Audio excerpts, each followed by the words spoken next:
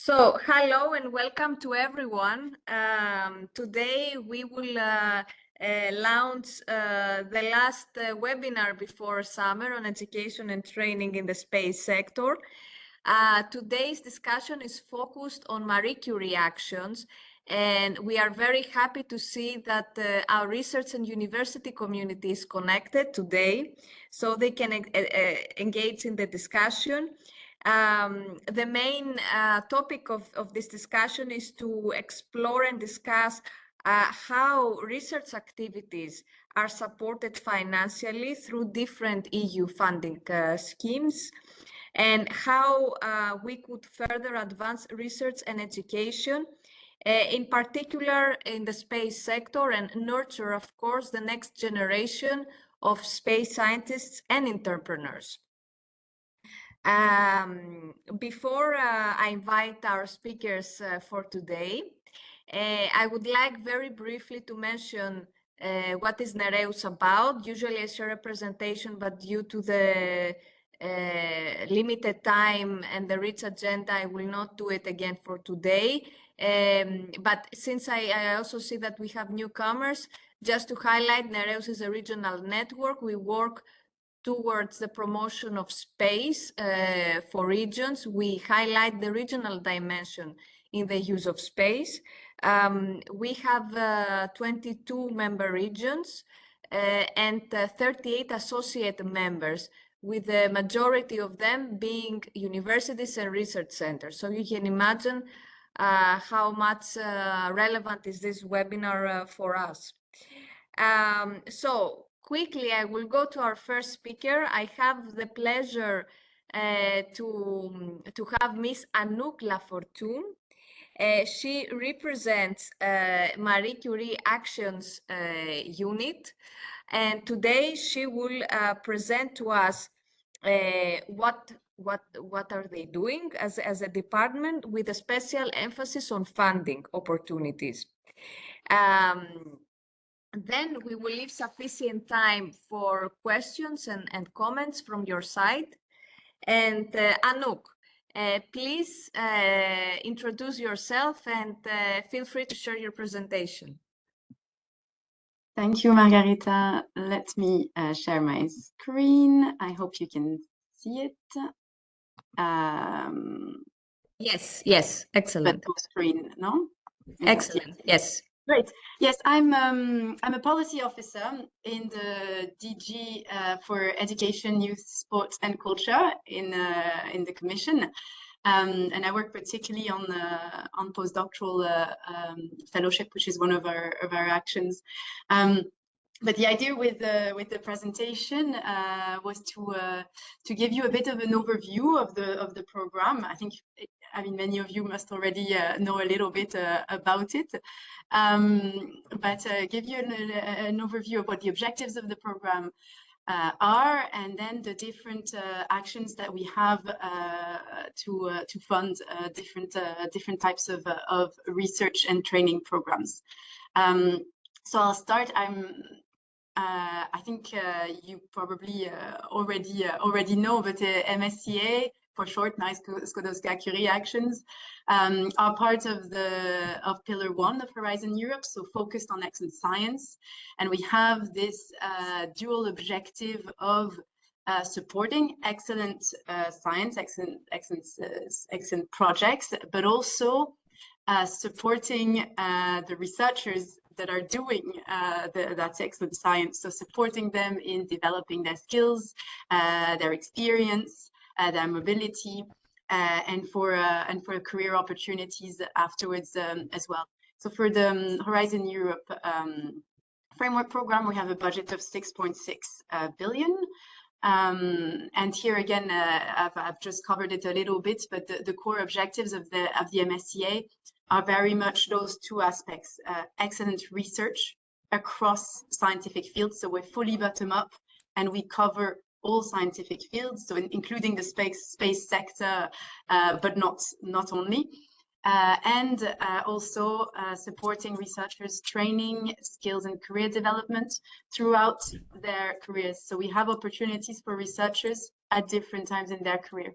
One of the main one of let's say the important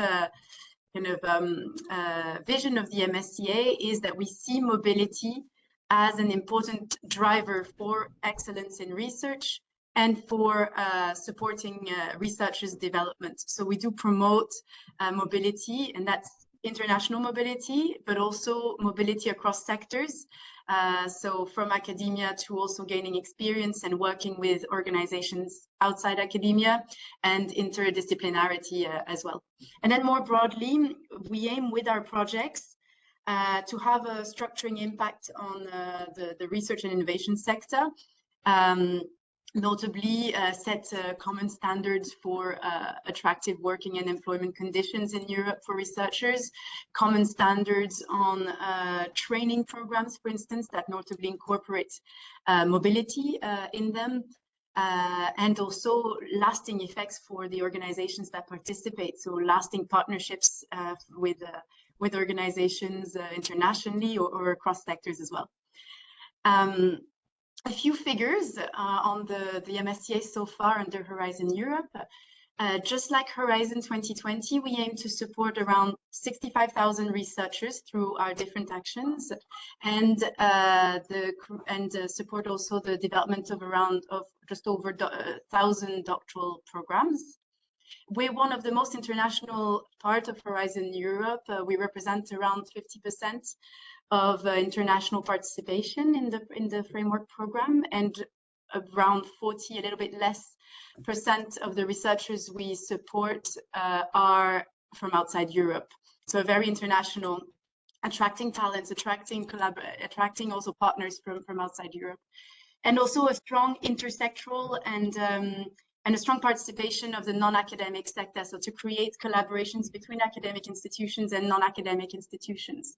And we have so far just over nearly 3,000 actually now non-academic organizations, different organizations participating in MSCA. So I'll move on to the different actions that we have.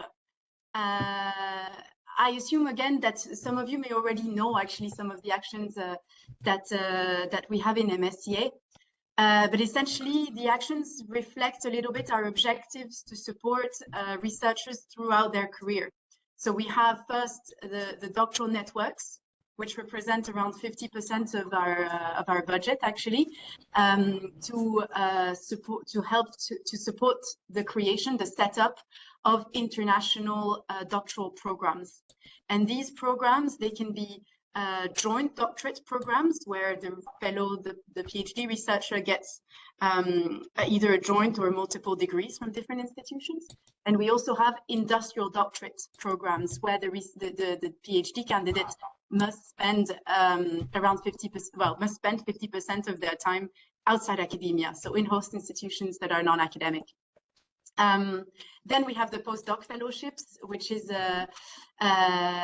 which grants an individual fellowship essentially. So it's one fellowship for a researcher to carry out an excellent research project. A researcher that has a PhD, obviously it's a postdoc, but also still early in their career as researchers. And the idea is that through that project, the researcher will continue to acquire new skills, new experience, new networks that will help them in their career afterwards. Then we have the staff exchanges action, which is about encouraging short-term mobility of research and innovation staff. And this can be researchers at any point in their career, so senior researchers just as much as a PhD researcher, but also support staff, so research managers, technicians, as long as they're involved in the research activities of the project.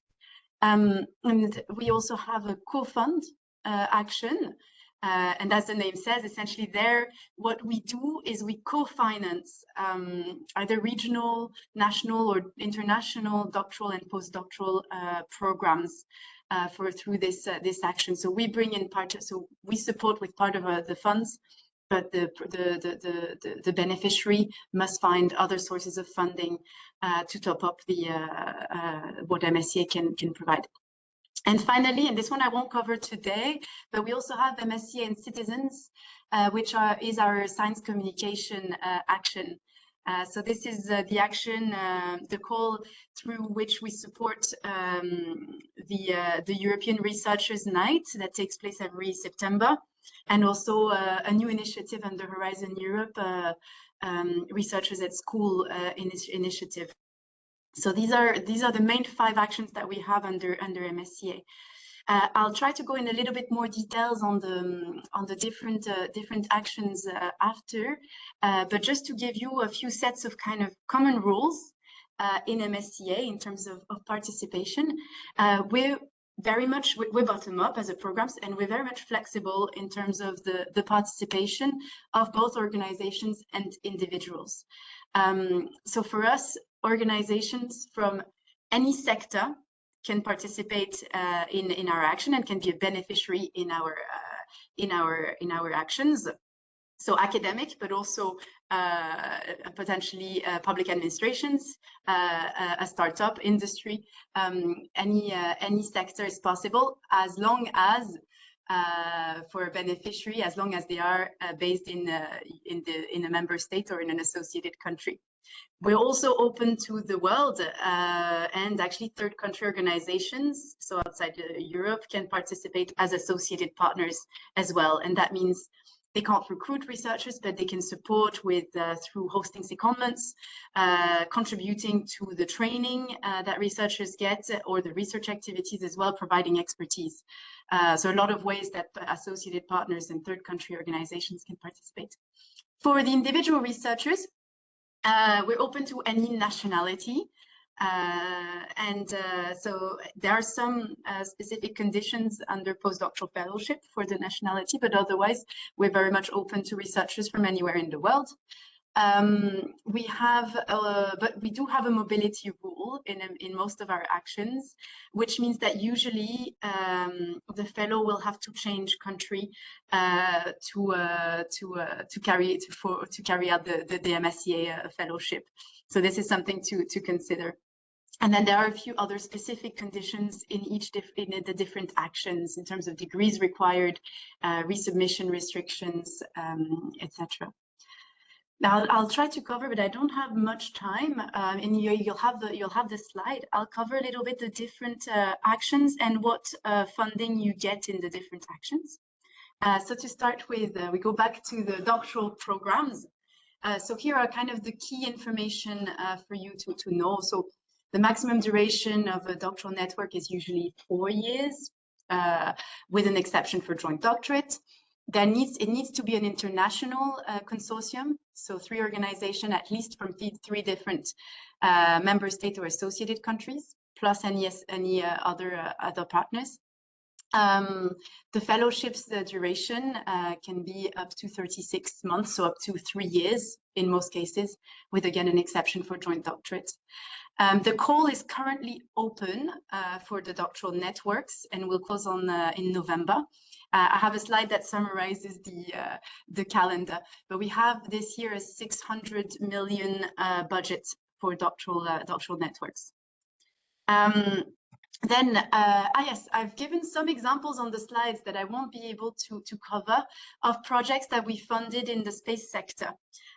So you can have a look later on to see a little bit more concretely the type of projects that we fund in this field, but I won't go into the details now. We will mention one later on, Anouk, so we could engage those projects in the discussion with the other speakers in the audience. Fantastic. So next action is MSCA postdoctoral fellowship. This is an individual fellowship, and so the application system is essentially is one postdoctoral researcher applies together with a host institution and the supervisor for either a European fellowship, which can last up to 2 years, where the researcher is hosted in an institution in Europe, or they can also apply for a global fellowship where they will have 2 host institutions. So they will spend up to 2 years in a global fellowship in a third country organization, and then they will come back to their beneficiary in Europe. And so this fellowship can last up to 3 years, the global fellowship. So this is the way the postdoctoral fellowship works. The call also is open at the moment and will close in September with a budget of over 400 million euro. So this is a little bit the setup of the postdocs. Again, I have an example of a project which I won't cover, but just for you to know. And the project results, I've tried to highlight both education and training, as well as research outputs from the projects. Now, moving on to the staff exchanges, this is so the mobility, short-term mobility of staff. This is an action that can last up to 4 years, a similar composition of consortium in terms of the the transnational aspect of it, just like the doctoral networks. So you need 3 organizations in 3 different countries. The secondments, there's a lot of flexibility in terms of how you design your secondment plans between different staff going to different organizations. And the max budget for this is 1.6 million euro. The call will open in September with the budget around 100 million euro. And again, another example. And then I'll move on to the co-fund action. So this is our co-funded doctoral and postdoctoral programs. Last a little bit longer, can last up to 5 years. It's a mono-beneficiary action, so only one beneficiary, but then you can have also partners that recruit the researchers called implementing partners, and you can have also associated partners who will support with secondments for the doctoral or the postdoc researchers as well, and any other training activity. And here again, you can see the flexibility in terms of the fellowships that you can grant, and the co-funding is maximum 10 million per beneficiary per call under the co-fund action. This call is also open until late September, and with a budget of 104 million euro. Now I just have one more slide, but we have quite a complex way of the way that our grants work. Essentially, we work with unit cost contributions, which means that we have allowances or cost contributions so some cost contributions for participating entities, and some allowances for the MSCA fellow to cover their salary, mobility costs, and family allowances as well, for instance. So this slide is more for you to have a look in later on, but this slide summarizes what you get per person month in an MSCA project, and it changes from one action to another.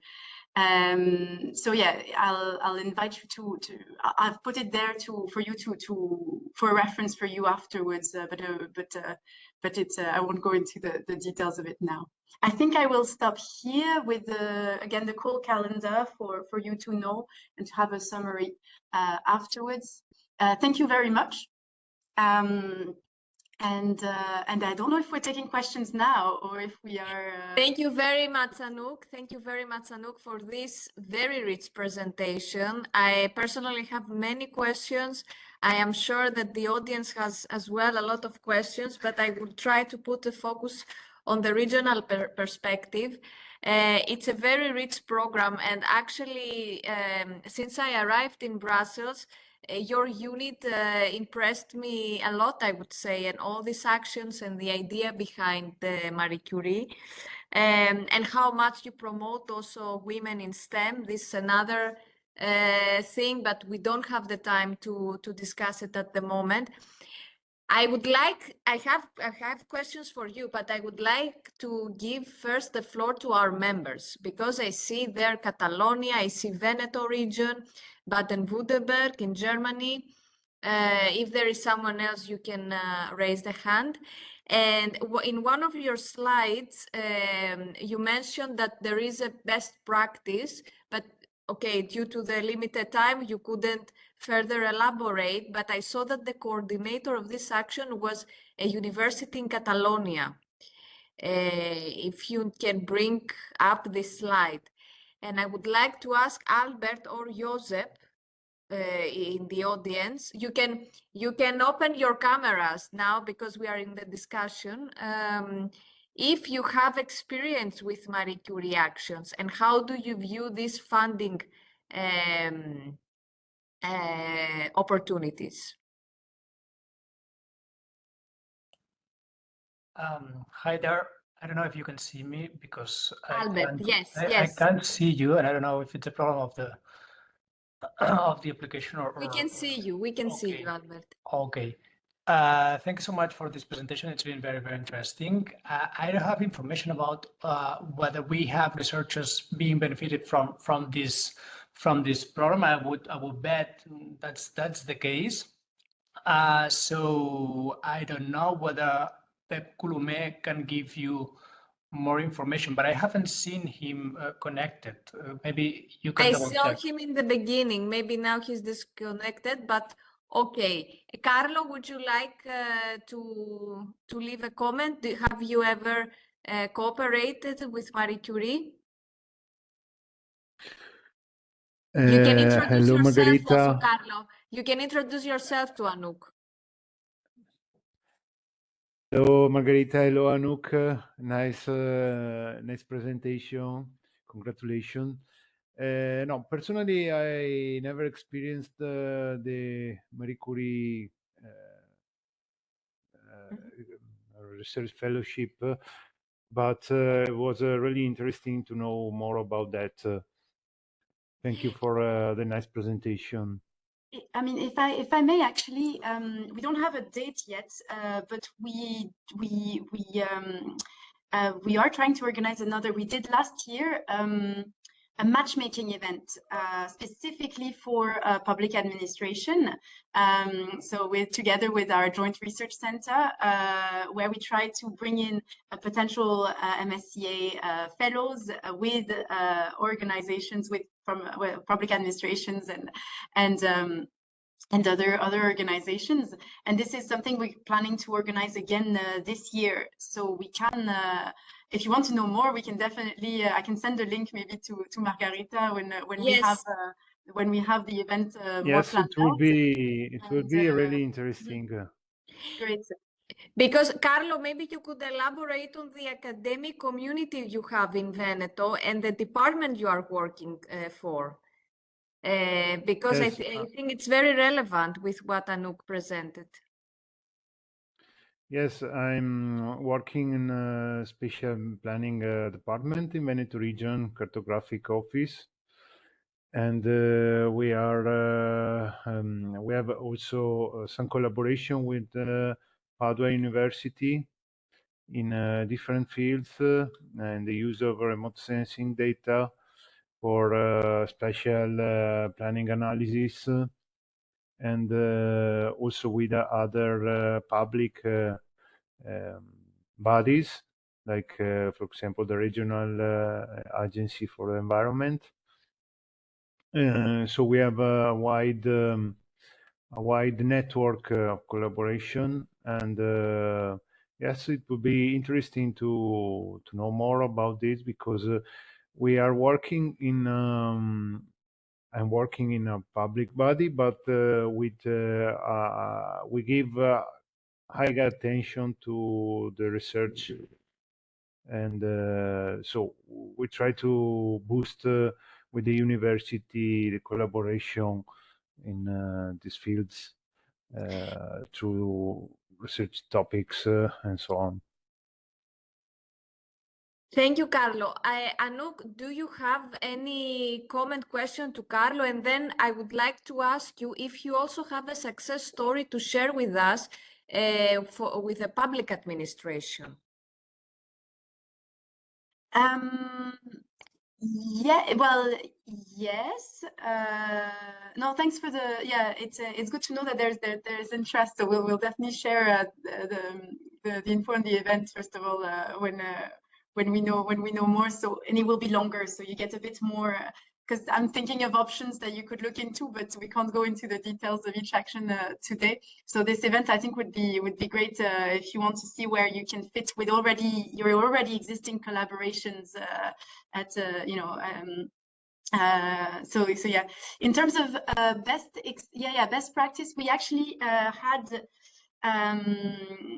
We have a couple because we've been looking into it notably because of these events, not specifically in the space sector, however, but we had one of the how do you say, divisions of the ministry for employment in Germany. We actually have an interview with a supervisor from that ministry who supervised some of the doctoral fellows, I believe, in a project that we funded, so a doctoral program that we funded. But this was more to do, with employment issues. And we had also last year, and this I can send you the link because there's already the web page on it, but with the matchmaking event we organized last year, we had a postdoctoral fellow who did a non-academic placement as part of his fellowship. So this is an opportunity we have as part of the fellowship, is to have an extra 6 months to do a non-academic placement, and he did it with an environmental agency a public agency in the Netherlands.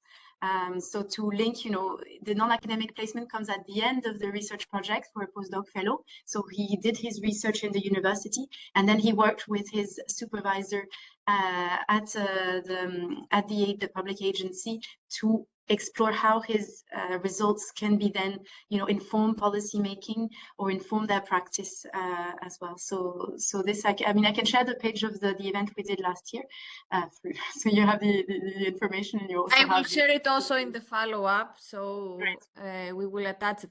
And is there anywhere in your website information on concrete steps on how a public administration can collaborate with you?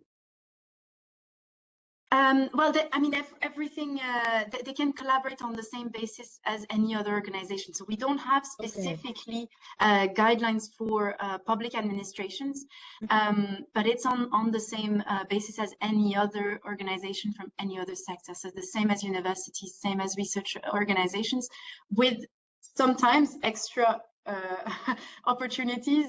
For example, with the non-academic placement, that must be non-academic. So public administrations are non-academic, and they can therefore host a placement. Or for example, despite the name, an industrial doctorate that we have in our doctoral program, actually the researcher must spend 50% of their time in a non-academic organization. But that non-academic organization is not necessarily industry. The title of the doctorate is misleading. It could actually be a public administration as long as the organization is non-academic.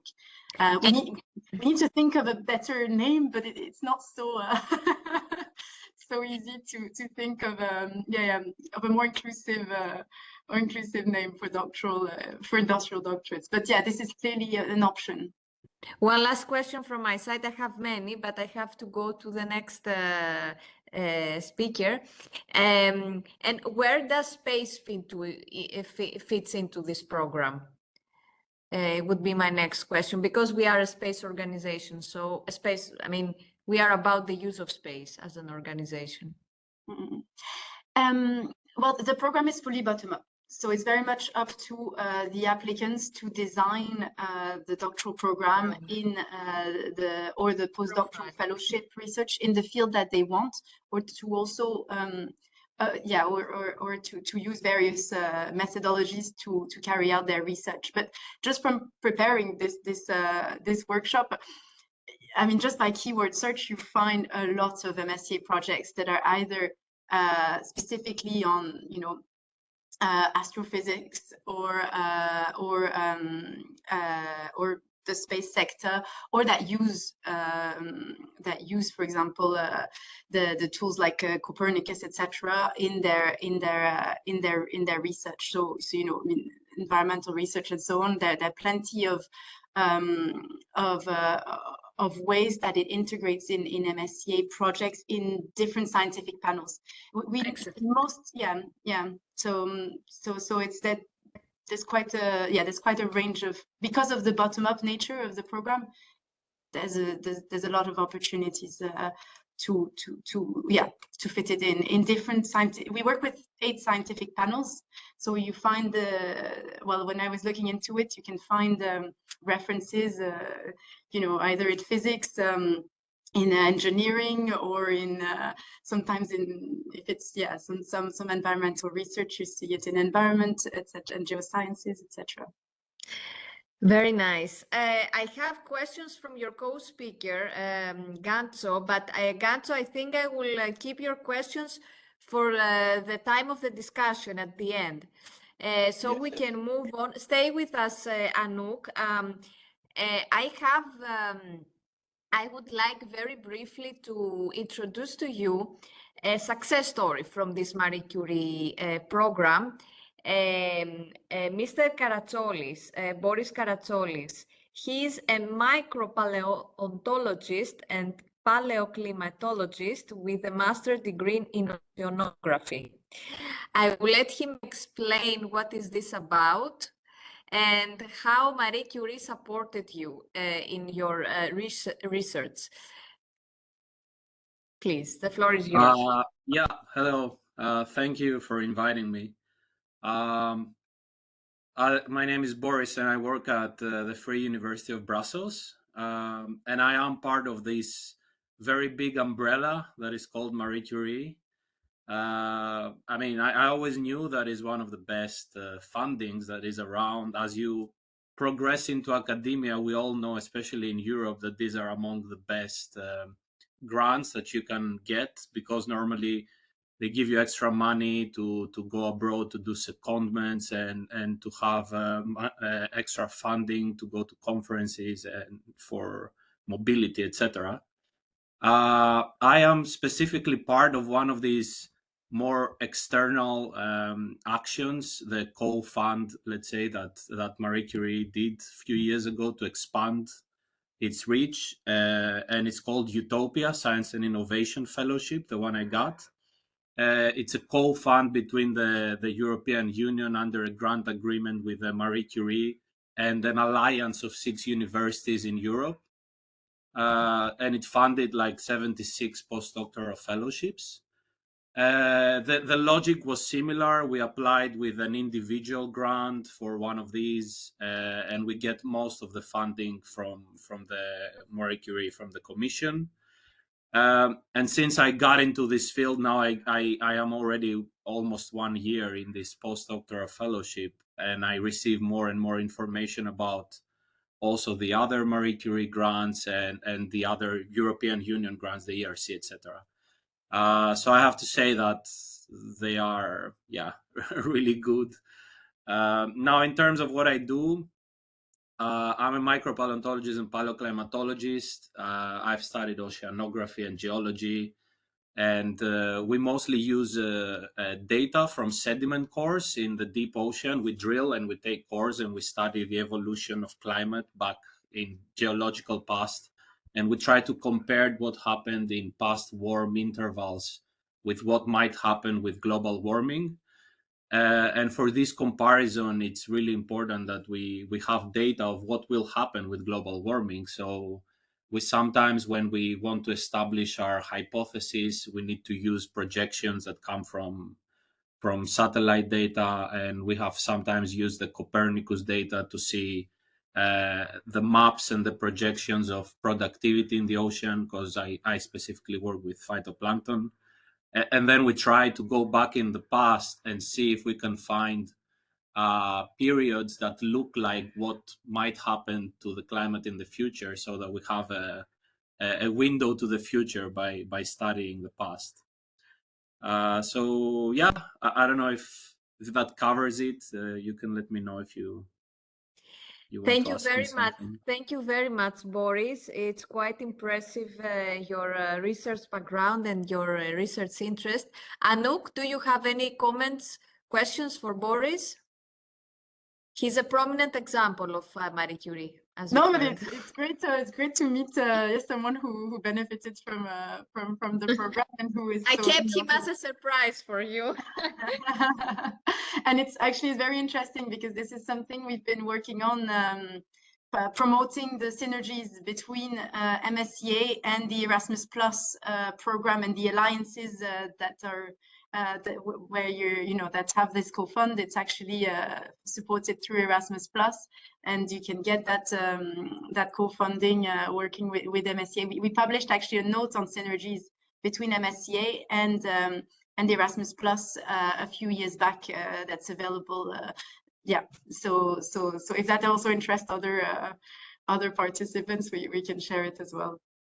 Yes, please do so, because NEREUS has been also involved in many Erasmus Plus projects, and he is still involved in this Universe. So we are following up this this funding program. Anouk, please stay with us because there will be an ongoing discussion. Now I would like to introduce, I think some of you might know him, Gancho Kolaksakov. He's the founder and CEO of the Institute for Technology Transfer and Innovations, and the PhD candidate and mediator. Gancho has been following our webinars for a long time, and I'm very happy to say that he became very recently our member. So he has the stamp of NEREUS as an organization. And today, Gancho, I would like you to present what is your organization about and your research activities. Before that, I would like also to share with the audience that Gancho has a substantial experience with public institutions and large municipalities in Bulgaria.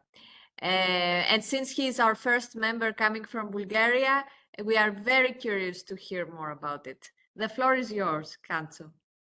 Thank you, Margarita. I'm just going to share the.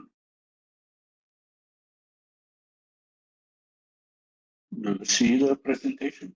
Well, yes, you can put it in full mode. Yes.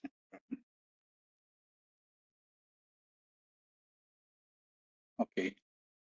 Excellent. Yes. So, thank you very much. I really enjoyed the previous webinars, and the decision to become part of NEREUS was very easy for me. I would like to present a regional perspective from eastern part of Europe, from a small non-governmental civil society organization that is working on promoting and trying to develop our local innovation ecosystem to promote STEM education, space research, space technologies, innovations, and entrepreneurship. Just a few words about our organization. The Institute for Technology Transfer and Innovation is a hub working towards the creation and the development of our national innovation infrastructure, the spreading of new knowledge, the stimulation of technological entrepreneurship, the transfer of knowledge and technologies, and the market applications of innovative products. We are trying to be active on trying to support our local actors. On one hand, trying to support the local business entrepreneurs, startups in their different efforts to innovate, commercialize, validate their ideas, products, and research. On the other hand, we are trying to support different education institutions, universities, clusters, Chamber of Commerce, and other organizations. We are now just to say that we are a key partner of Castor. This is the only Bulgarian aerospace technologies research and applications cluster. Because of the CEO of the cluster, I got informed about NEREUS and the webinars. So I would like to thank Veselin for this. We also, as you mentioned, a brand new associate member of NEREUS, but we also are a member of the Aerospace Hub, a digital platform for space and aviation ecosystem, aiming at connecting digitally the space ecosystems in Europe. I would like to start my presentation with a quick overview about EU space research, the institutions, the organizations, and some programs related to supporting space topic. I mean, space research, space researchers, companies that would like to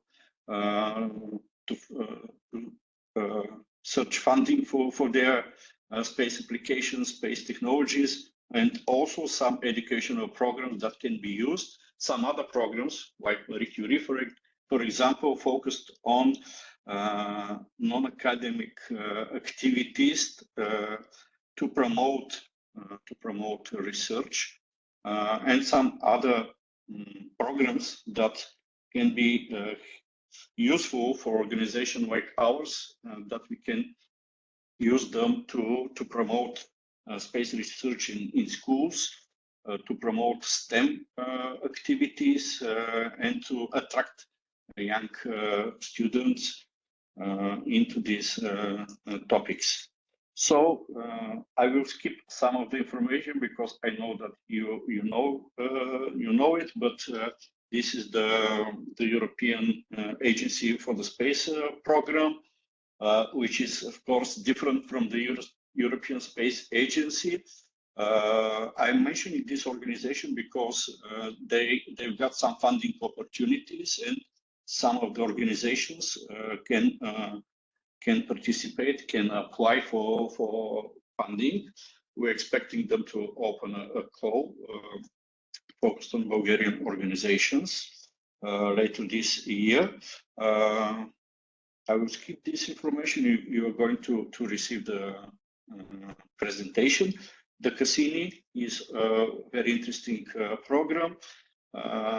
Few weeks ago, they closed, for example, open call for organization of hackathons. Unfortunately, we couldn't manage to apply, but next time we're definitely going to make it. These are some of the initiatives, some of the programs that small organizations like ours, NGO from eastern part of Europe, we are trying to really to be proactive, to be engaged, and to look for partnership with other similar organizations, universities, and etc. throughout Europe, and to really broaden our network and to participate in joint projects. This is some information about Cassini. Horizon Europe, of course, the biggest and funding program, the key funding program for research and innovation with the biggest budget. If you're interested, I can send you as an extra information different open and upcoming calls that on Horizon Europe program. That some of them we're really trying to study at the moment, and maybe we're going to look for partners to apply with the application. Hey, Gancho, sorry, a parenthesis here. Most of the audience know about these programs. Maybe since we have all these relevant stakeholders, you can ask them for partnerships. For example, now you mentioned the Horizon Europe. If you think you could cooperate as an organization for a call, then you can ask already in the webinar that I'm very interested for cooperation, or yeah, you can mention the exact call you would like to collaborate with a member, with a stakeholder. Now we have Catalonia, we have Baden-Württemberg, the Azores I see as well. So you can openly say that. And also we are more interested about hearing where the activities of your organization and how your organization is working with these programs. Yes, I am just making a brief review of the programs. just to make the connection between with what you said. Yes, I'm going to be open, and I will even if someone is interested, I can share with them, with him or with the people. I can share a co-reference summary table that me personally am preparing for all the ongoing and upcoming calls. I can shortlist some of the calls that are our interest, and we can further discuss. Even we can discuss some of our ideas that we've got, not only for Horizon Europe, but also for Erasmus next call, cooperation partnership call, and some other programs. We're also trying to support some local startups on the European Innovation Council. Some of our activities are focused on this direction.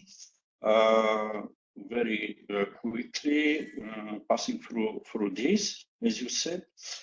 Yes, as I mentioned, we're very active in Erasmus. We've got a significant experience, some finalized projects focused on STEM, on entrepreneurship for young people.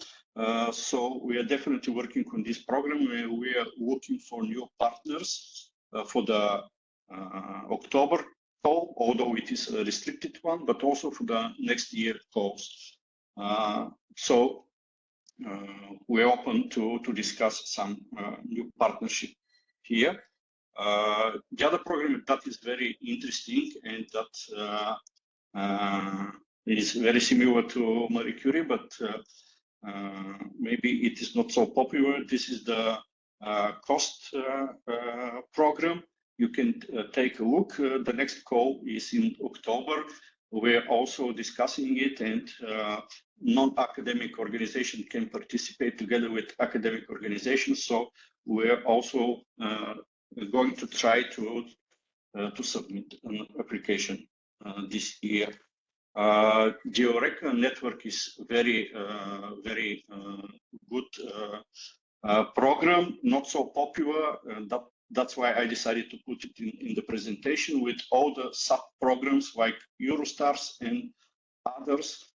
Feel free to go through the presentation and to study these programs. Digital Europe program also. I mentioned all these because I'm now going to present a bit more about the Earth observation sector in Bulgaria. I'm not going to go into more details about this. Just want to mention that space, Earth observation, it's a multidisciplinary sector, and it needs a multidisciplinary approach in order to include and combine it with some of the newest research areas such as ICT, big data, artificial intelligence, Internet of Things, cybersecurity, so that these programs that I already mentioned cover some of the areas, some of the topics, so they all can be used. This is some information about the structure of the EO sector in Bulgaria, and I'm going straight directly to what you have mentioned. This is one of our previous projects, STEM educational platform that we have developed as part of one of our Erasmus Plus projects. We want further develop our ideas in STEM education, and we're working to connect STEM education with space. So and this is, sorry to interrupt you, Gansu, so for the audience to understand, this is the focus of your organization, of the Institute, to link STEM interpretership and education topics, right? Yes, exactly. We're working or at least we're trying nowadays to work to make the linkage between STEM education and space space entrepreneurship, space technologies. And you are the only organization in Bulgaria working towards this objective? I don't, it's going to be good to say this, but I'm not the only organization, but I can say that in the region, in the Plovdiv region, which is the, I'm located in Bulgaria, our organization is located in Plovdiv, which is the second biggest region. I think we are the only organization that we're working from this direction, of course, with the support of Castra and with partnership with the cluster with the aerospace cluster. So we're really trying, and we're very ambitious, and we're trying to work on different topics. On one hand, to support the educational part, but on the other hand, to work more on the research part. As you can see in some of our priorities, we're really trying to find different programs and different ways to map the space ecosystem in our region and in the country as a whole, because it is not still very well observed. We want to map the industry, academic actors on one hand, and on the other hand, we want to really to test and validate the potential of the companies to work on space sectors. I mean, companies that are manufacturing companies, but they can also adapt their products to space sector. On the other hand, we want, and we are trying to carry out different capacity building activities, training, seminars, information campaigns, hackathons, and conferences, and to work a bit more on knowledge and technology transfer activities, including IP management, because those activities are very important when talking about technologies, innovations, but really the knowledge of our local companies is not sufficient enough. Ganzo, it's very interesting. What are you trying to do? And very interesting the scope of the organization. I'm afraid I have to close your presentation due to the timing. But I would like to bring into the discussion, because your case is very interesting, I would like to bring in the discussion Constanze from Baden-Württemberg, the German region, and she runs a cluster, and also the Podkaparki, Marius. Both regions, they have strong university research communities. The Bulgarian ecosystem regarding space and STEM, it's quite new from what I understood. And as NEREUS, we try to share best practices and to see how can share best ideas between our members. Marius or Constance, do you have any questions or comments for Ganzo? How do you view the priorities of his organization and the overall ecosystem in Bulgaria? One of you can take the floor. Just to mention that these are some of our ideas that we want to implement. The second yes, part. Yes, but this exactly that. It's a plan, and I want to bring in the discussion regions that they already have a concrete strategy for this, and they have implemented already the. What we want to know is how to rely not only on projects, European funding, but also corporate partnership and some other partnerships and collaboration. Exactly. Yes, exactly. This is what I want to say. This is why I like this too, to bring in the discussion, but maybe now they're not available. So I don't know, Carlo or Daniel, maybe Daniel from Catalonia. You can take the floor and you can maybe share your comments on. Can you hear me? Yes, please open the camera. Sorry, Ganzo, could you please remove your presentation so I could see the speakers? Excellent. Hello, Carlo. Daniel, introduce Hi. yourself, please. Introduce yourself. Hello, it's Daniel Sors here from the Institute of Space Studies of Catalonia. We have a new space strategy and we quite correlate with this last slide that Kancha was sharing now, in the sense that we Yes. have similar too. initiatives for the incubation, accelerator of companies, test technologies, and so on, so forth.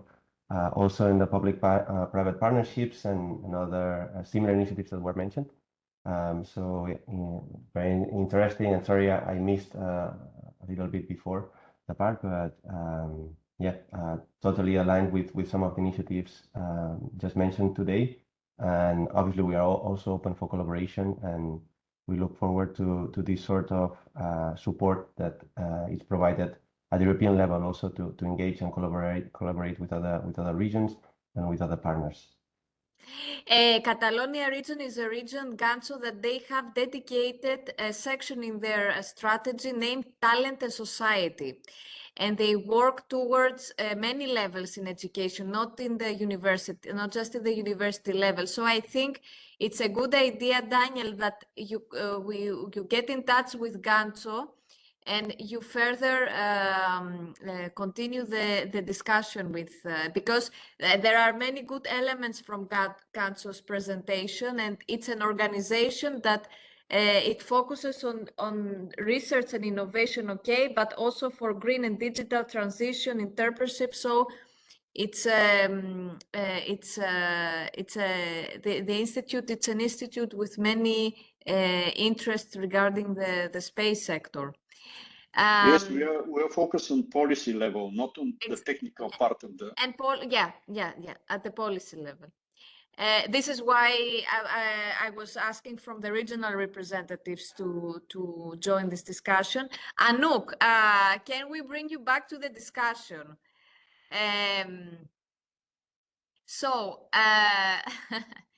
No, for the speakers, please open your cameras, because now it's a discussion, and the audience also. If you want to ask a question to the speakers, now it's the time. Ganso, move your camera back, because now we cannot see you. Anouk, Ganso had many questions about Marie Curie. Maybe Ganso, you can take the floor and ask your questions. Yes. Really, I updated my information about the ongoing upcoming calls 2 days ago. So I came upon this information about the Marie Curie and the Marie Curie and citizens, and I'm eager to know a bit more about these Researchers at Schools initiative. I know a bit more about the Researchers Night activities, but I want to know this one too. And the other question is, do you consider non-government organizations as a non-academic organizations? But just to start with the MSc Citizens call, yeah, I didn't mention it this time because actually there is no call this year. It's every 2 years, and the next call will be in 2025. It's our science communication action. And essentially, in the application, you propose a project for two European Researchers Nights, and in between that, some activities with schools. So it's very much up to the project to design their activities and the night. I can send you. I can send you the link to the web page, but I don't have the details of what type. It's easier with European Researchers Nights because they're once a year. You can see what's happening over the weekend. I don't work specifically on this action, so I don't have the details of what type of activities have been organized as part of the Researchers at Schools initiatives. So I would need to reach out to the colleague who works on it, who could maybe I give a few indications on that part specifically, but essentially the proposal has to include both activities. I hope that answers the more or less your questions. And for the other part, so I mean the what we consider as non-academic organization, there is a definition in our work program, and essentially it's it's defined as any organization that is not an academic sector organization. So then you will need to look at the definition of academic sector, and essentially it's any organization that have as a primary activity research, or obviously higher education institutions that are awarding degrees. So in terms of NGOs, it will depend on what the focus of their activity is. If what they do is research, then they would not be considered non-academic. If what they do is more applied or is more project educational activity. Yeah, exactly. Educational activities, then it would be considered non-academic. Anouk, another question from my side. You engage researchers and postdoctoral researchers. What about young professionals? Does the program, I don't remember if you mentioned something like this. I mean, and entrepreneurs in the research, in the science domain. So I mean, so I mean, it depends how you look at it. It would be possible, for example, to do a postdoctoral fellowship in a company or in a startup. Okay. So you could be you could recruit someone as a postdoc. Okay. So you could apply as a startup. You could apply with a researcher that has a PhD and has not more than 8 years. This is a very specific conditions we have of research experience. And you could apply together for a postdoctoral fellowship. But if as an entrepreneur, I think you can participate as associated partners in any of the actions. So so you could, for example, be part of a staff exchange and benefit from that to go on an exchange, a short-term mobility elsewhere, and contribute to the collaborative research that goes with that are parts of the staff exchange project.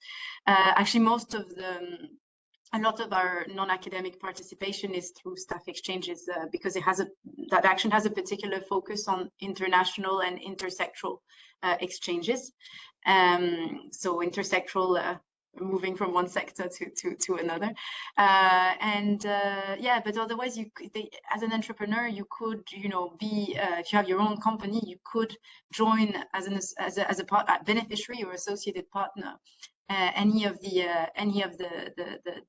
actions that we have. So be part of the doctoral program, be part of a co-fund also as a partner. Nice, very nice. I will stop the discussion here to present our. You can still leave your cameras as you want, but I will frozen the discussion at this point, and I would introduce to you the last speaker for today, Fannis Matsopoulos.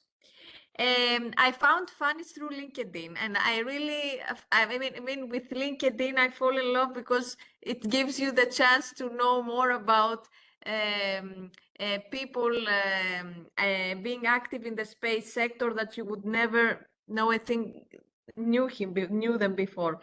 So Fannis is specializing in planetarium film production, documentary production, and astrophotography. He collaborates with world-famous scientific organizations such as ESO, ESA, the Space Agency, and other national space agencies. The reason why I asked from Fannis to join us today, it's because he is a young professional on the one hand, but on the other hand, he works closely with researchers and scientists. And it would be nice to see how this scientific work that several EU funding programs, including Marie Curie, supports, how this work actually goes to the citizen, to the public, how it is presented. And I think Fanis is one of these people that succeeds in doing so, and achieved all these great activities as regards to astrophotography and film production. So I would like to give you the floor, Fanis, to present your activities and how you promote research and science through your work. You may introduce yourself as well as the elements I forgot to mention, and I will share for you the presentation. Hello, everybody. Thank you very much, Margarita, for the invitation here today. I'm Fanis Matsopoulos, and I'm a planetarium film producer, mostly. And in my presentation, I will briefly introduce you to my activities, and then I will focus on the planetarium films that they are funded from European projects, by European projects. I'm located in the United States, in Arizona, but also in Greece. I'm Greek, so I have to work remotely sometimes.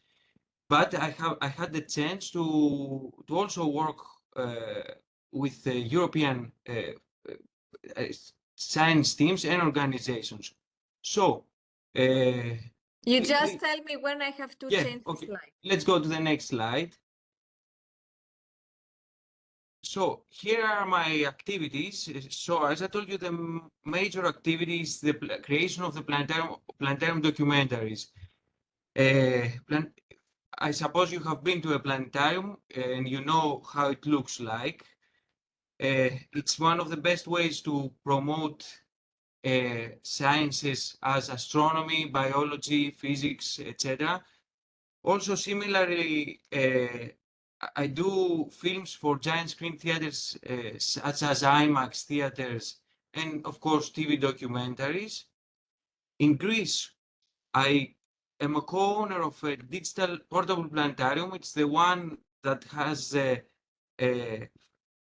frame, flexible frame, with not inflatable. It's like a stationary portable planetarium.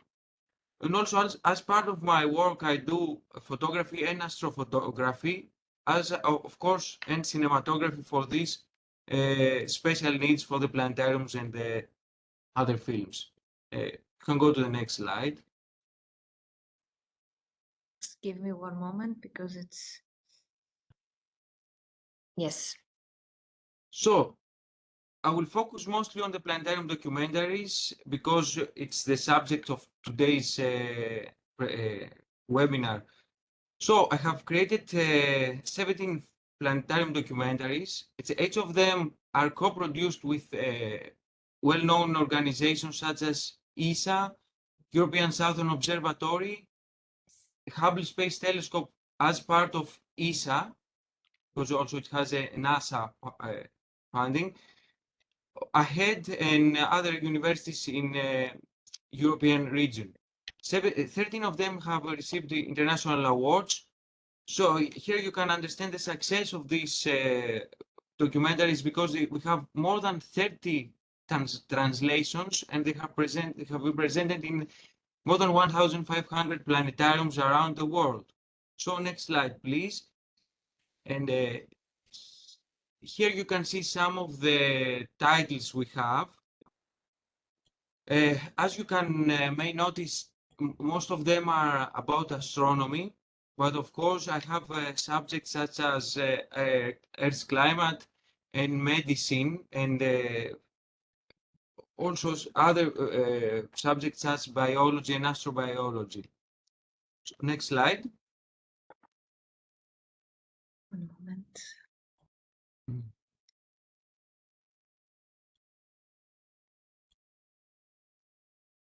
Here you can see some pictures of some of the presentation, the awards.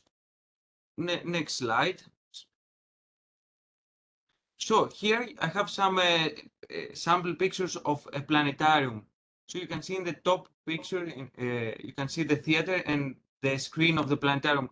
The planetarium has the immersive screen of 100 to 380 degrees field of view. So the viewer, the audience can immerse into the images and the videos that they are projected into the theater.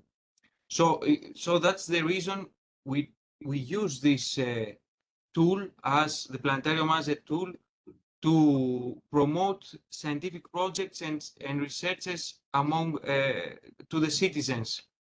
So next slide. I would like to mention some of the difficulties we have for the planetarium film creation. Of course, as you may understand, we have an extremely high resolution because the average theater is about 10 meters in diameter.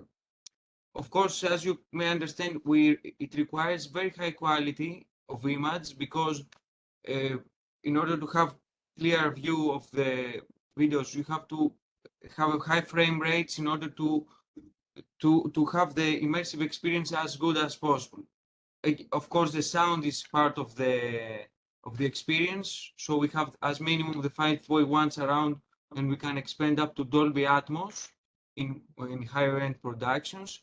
And of course, we use high-end studios in order to create the graphics and process all this material and to visualize for example, the astronomical images that received from the big observatories or Hubble Space Telescopes or James Webb Space Telescope to convert it in a format that it would be suitable to be presented on the theater. So next slide. Here you can see a comparison between the resolutions in order to understand the difficulty of the production. As you can see on the top left, you can see the standard television of the Full HD. The other one is the IMAX projection that the Hollywood films are made, some of them. And you can see the 4K planetarium resolution is the middle one, the pink. So as you can see, it has a double resolution of the theater, of the cinema resolution. Also, we have the higher end projections in 8K that few planetariums in Europe has it in United States. Next, please.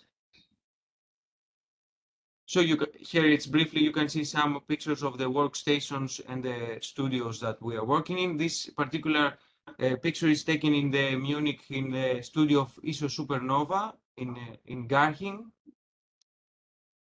You can skip to the next one.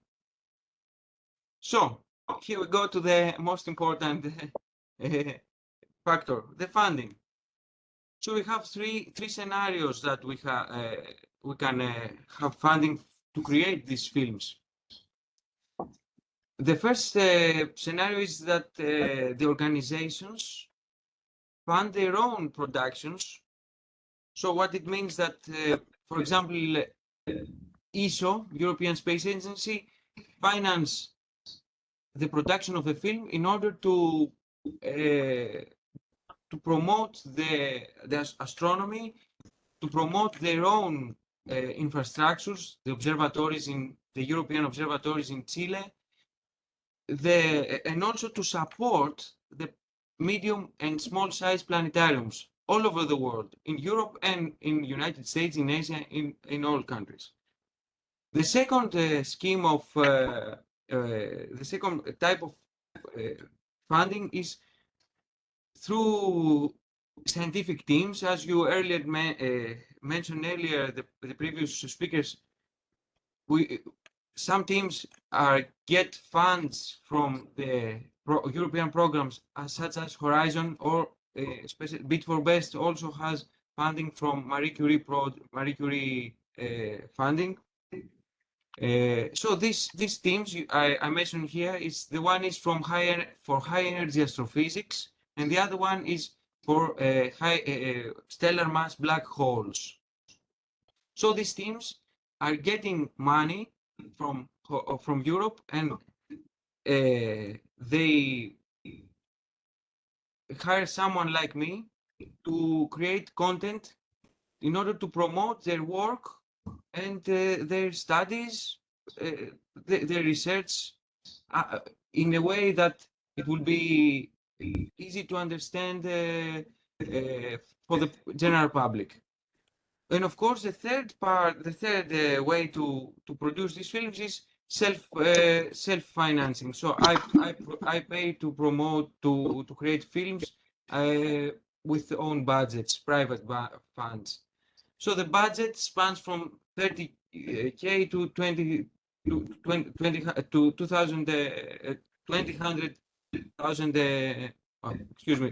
200,000 euro budget, depending on the difficulty of the production.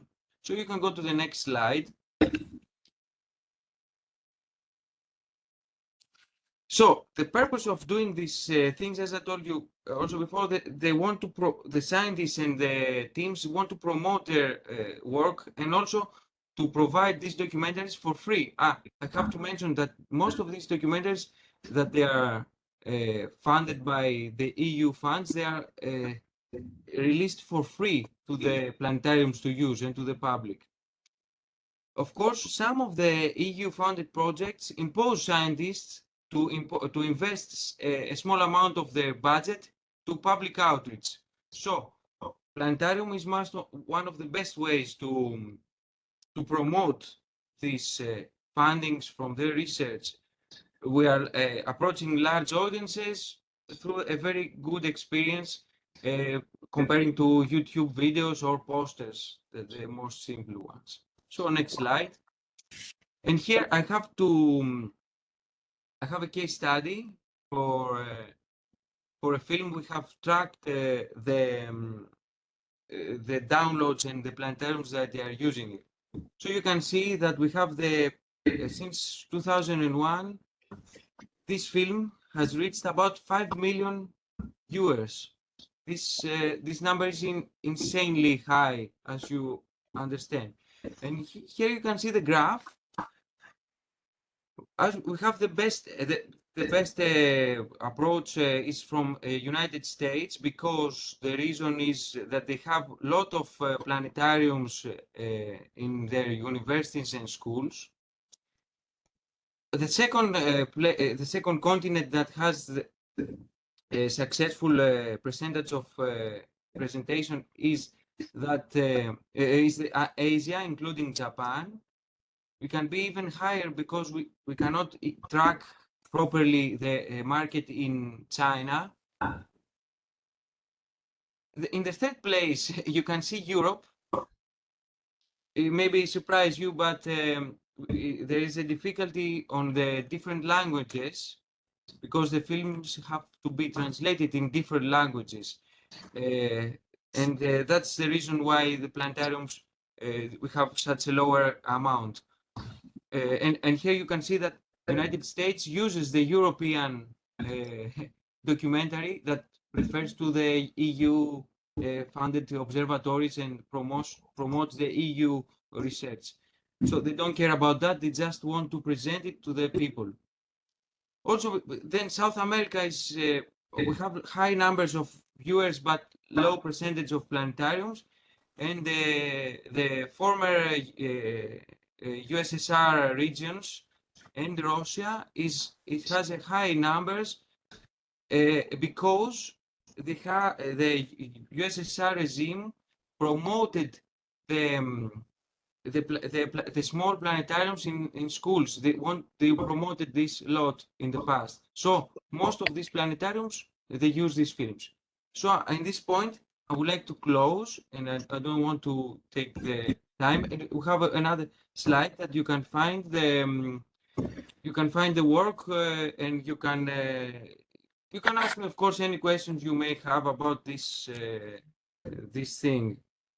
So thank you very much. And yeah, I'm available for any question you may have. Thank you very much, Fanis, for your great presentation.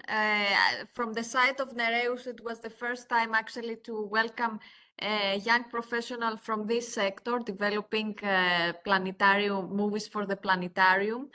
So as you can imagine, the questions are many.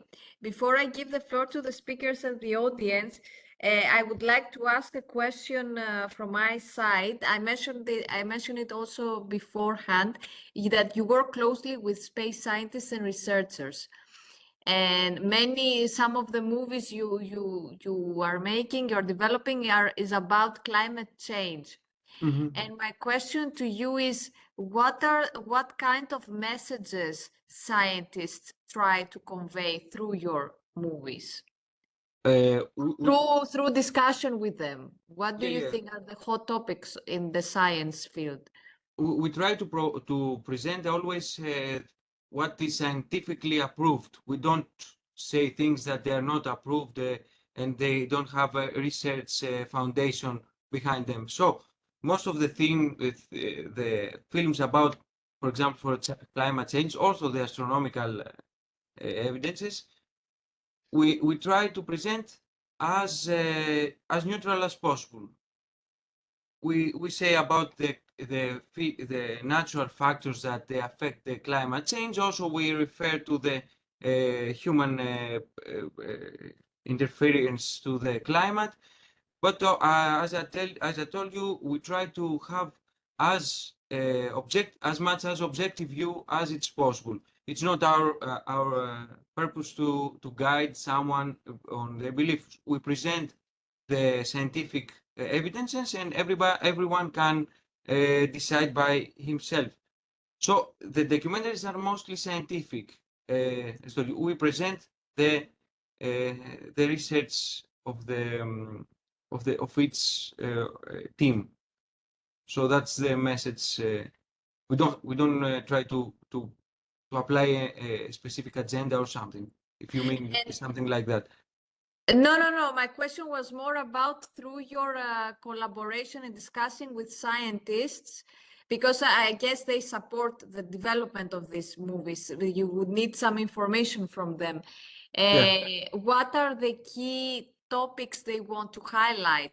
I've heard during the presentation that climate change is one of them. No, we usually discuss with the scientists what they want to present about the research, and then I form a scenario, a text that it would be appealing to the audience, because scientists sometimes they see everything too scientifically, that it's not good for the public and promotion of the product. So we try to make it as simple as possible in order to reach as higher a number of audiences possible. So this is benefit, of course, for the scientific team, because So you understand, if their documentary has high numbers of audience, it's good for them, because they can get more funds, and they can persuade people that the thing they are doing is good, and have the public support, public opinion on their side.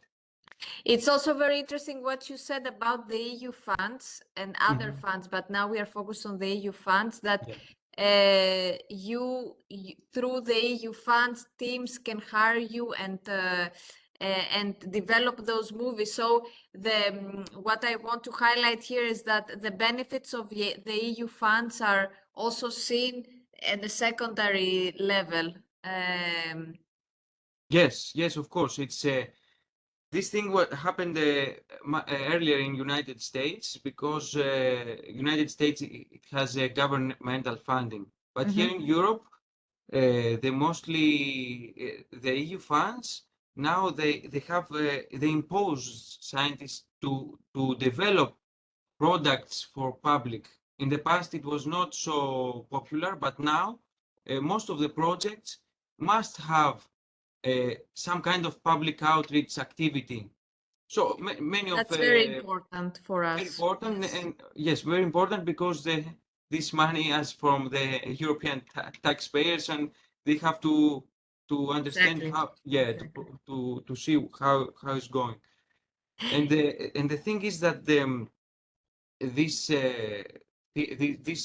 these films are accessible to the most of the people in Europe if a local planetarium presents this film. So it's quite popular nowadays to use this kind of presentations. Thank you very much, Fanis. And now I would like to take questions from the other speakers and the audience. Do you have any question for Fanis? I can just add that on some of the projects, there are some activities that can be used, for example, for developing educational films prepared by Fanis to promote and to popularize, for example, space and some other activities in such a way.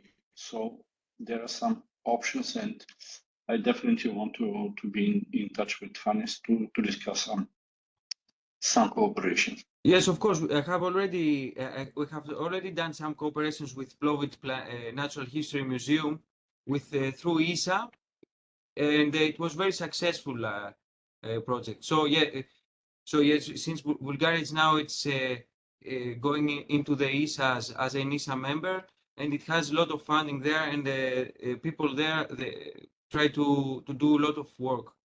Yeah, of course. Let's keep in touch. I will be happy to discuss further with you. Thank you. Daniel, do you have any question, or Anouk? Any comment?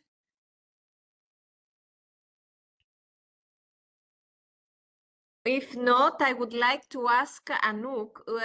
We heard from the different speakers, also from Fanis, other EU funding programs that are focused on education and training. And I would like to ask you how Marie Curie differs itself and the value of Marie Curie funding schema compared to other programs. Like in a few lines. I know there are lots of information and maybe part of them it's presented already. Yeah, I mean, as I said at the very start of the presentation, I think what puts us apart is the fact that we have this dual objective of supporting excellent science, but also through the scientific projects, through the research projects, supporting the training, skill development and career opportunities of our fellows, of the researchers. And that really sets us apart compared to what is available in Erasmus, that is more focused on education and training. For all, we have this focus on researchers, whether they work in academia or outside academia. And the way, one of the big way forward for us is notably that the opportunities of mobility for research collaborations, for excellence research, and for the fellows as well. So I think that those would be the three words that puts us that makes us special. Thank you, Anouk. I would like to come back to Fanis because his activity, it's really interesting, but also as part of the public outreach, we have to see that planetariums actually, it's a significant aspect of for promotion, for STEM promotion, space promotion activities. In this respect, I would like to ask you, Fanis, where would you see the main difference between EU funding and other funding schemes? Because you cooperate also with partners outside Europe. Yes, I can tell you. It's for example, I currently collaborate with the National Science Foundation and NOIR Lab. NOIR Lab is the National Optical and Infrared and Radio. It's the Observatory of United States that operates the telescopes in Hawaii and Chile in Arizona. It's a governmental. In United States, I have the experience that they have the government finances directly the sub. It finances directly the departments of science, Mm-hmm. and and that's it. It's easier because it's more more direct. direct. Yes. More direct, Yes. yes. In Europe, as I told you, mostly I work through the scientific teams that they have received the funding, and they hire someone like me to create their educational content. Sometimes I work as a company, as a freelance, as a company. Sometimes they hire me into their project, and I work in collaboration with them as part of the team. So And also to add here that Fanis is not by accident astrophotographer, but he had inspiration from his father, if I may correct. Maybe yes, you can say that. Yes, my father was the director of Penteli Observatory in Athens, and An that's astrophysicist. yes, he was astronomer, yeah, and now he's retired, and that's the reason I worked on the planetarium field and the astronomy field. I'm electrical engineer I have a degree in electrical engineering, and I have a master's in science communication. But yes, I'm not an astronomer. I'm most like content creator, and I try to focus on the public outreach to try to promote in public the films. That's my main activity. Yeah. Thank you, Fanis, and it's nice to see all this. As a speaker, as the panel of speakers, it's nice to see this diversity in profiles and actually view the whole value chain, starting from the scientist and how regions support funding programs and going to the public outreach of these activities. If you don't have any other comment or question, I think we could close this meeting for today. And I would like to thank you all for participating in this webinar. The next webinar will be from September onwards. We will send you all the information to register. We also have published recently our annual report 2023. So you can read all the regional activities in the space sector. I will share it also with you, Anouk, so you can see also actions from our universities and research centers. We also have now Carlo left the discussion, but we have the Earth Observation Working Group at NEREUS, and it's a working group of academics and researchers working on remote sensing and space technologies. And that's from my side. Again, thank you for your time, and the follow-up will be published very soon for this webinar with all presentations, and maybe a link from you, Fanis, because you promised me you have a video of one short movie. Maybe you can share that. Of course, I can give you on my website. I have I will send you the link. Okay, yeah. Yes, that would be great. That would be great. Thank you very much. Thank you very much for your time and your presentations. Have a nice day. Thank you. Thank you. Thank you.